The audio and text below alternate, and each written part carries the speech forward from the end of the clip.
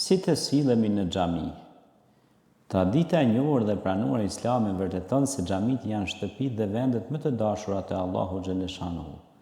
Të gjitha xhamitë e botës janë të kthyer ka tempulli i parë, ka shtëpia e parë e ndërtuar për hir të Allahu xhaleshanuhu dhe në emrin e tij, ka Bejtullahu ose Qallja. Të gjitha xhamitë kanë një qëllim cak dhe një detyrë, që në to të madhërohet, lavdërohet dhe konfirmohet emri dhe ekzistimi i Allahut. Ato janë shtëpitë e ibadetit, solidaritetit dhe shoqërimit. Kurani thot: "O bijtë e Ademit, vishuni bukur kur të shkoni në xhami." Surja Araf, ajeti 31. Në secilin institucion shoqëror ekziston rendi, rregulli dhe mënyra e sjelljes. Ashtu edhe xhamit, shtëpitë e sejdës, vendet më të dashura te Allahu, shtëpitë në të cilat lexohet Kurani dhe u përcillet gjeneratave të reja. Si hyhet në xhami? Në xhami apo mesxhit hyhet me këmbë të djathtë dhe gjatë hyrjes dhe daljes prej saj duke lexuar Bismillahin, emrin e Allahut dhe salavatin, bekimin mbi pejgamberin alayhis salam. Prej xhamis dilet me këmbë të majt, pasi që ato janë shtëpi të pastërtisë, askush në to nuk duhet të hyjë in dytë me trup dhe petkat të papastërta, por as edhe me shpirt dhe zemër të papastërt. Në pastërtinë veçanërisht të çorapeve, në muajt e verës duhet kushtu kujdes të posaçëm.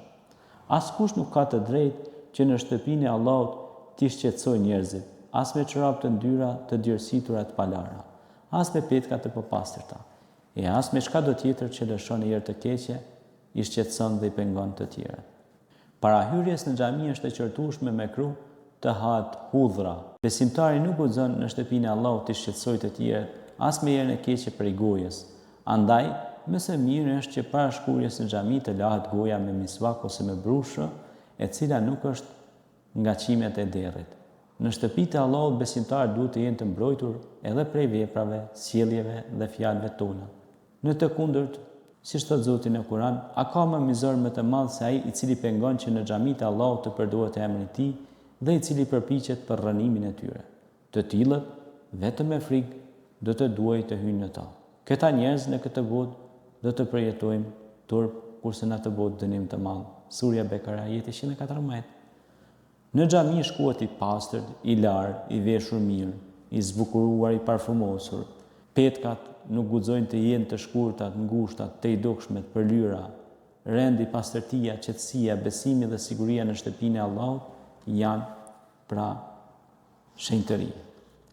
Formimi i safeve, rregulli dhe dispozita, pra rregullat dispozitat kërkojnë që kur të falemi bashkarisht me xhamat në mihrab del imami ose besimtari më i aftë për nga njohja e rregullave dhe dijes fetare.